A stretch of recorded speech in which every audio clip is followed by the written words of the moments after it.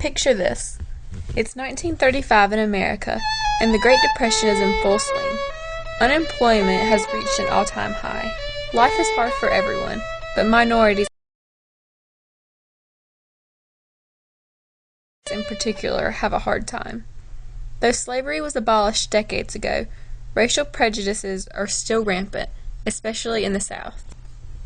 Still being denied the basic freedoms that white citizens are granted, African Americans struggled to fight for their rights in a time when social issues were put on the back burner to focus on economic problems.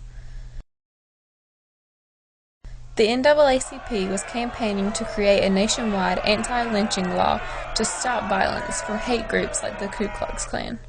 In bigger cities, like Philadelphia, people hustle and bustle on the streets, some to get to work, others in search of work. One man, however,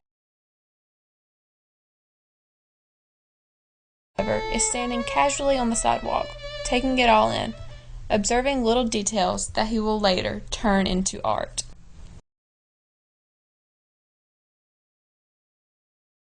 This man is artist Thrash, whose etching, Sunday Morning, displays a black and white color scheme, empty background, and cartoonish depiction of an everyday scene to satirize the absurdity and pointlessness of the racial divide that oppressed African Americans.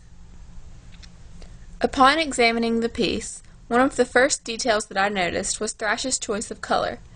An obvious contrast between dark and light engravings are representative of the barrier that people of color felt in the 18th century, and that Thrash, who was born in Georgia in the late 1800s, no doubt experienced himself.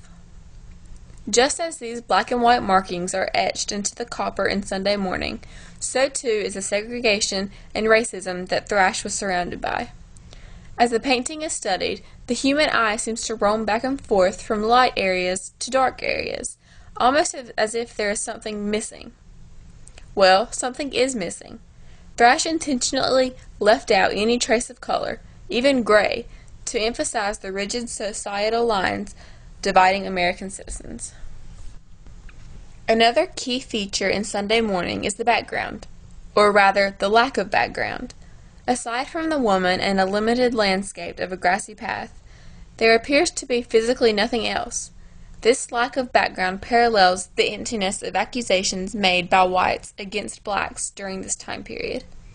It parallels the reasons that the Ku Klux Klan had for lynching so many innocent people, and it parallels the logic that so many prejudiced individuals used to justify their reasoning for why African Americans deserved to be treated like second-class citizens. Just as this copper plate that Sunday Morning was created on is blank, so were the minds of Americans who were guilty of racism. They made outrageous claims that African Americans were ignorant or incapable of achieving great things. Thrash heard these things, but, like the background of this piece, he saw them as blank, empty, and meaningless. Also apparent in Thrash's piece is the somewhat cartoonish appearance of the woman. With the combination of thinly sketched lines to create figures and the black and white colors, it seems entirely plausible that one could open up the morning paper and discover this illustration in the comic section. That's not to say that the piece is humorous. Rather, it further points out just how ridiculous the motives of American society were for limiting the freedom of African Americans.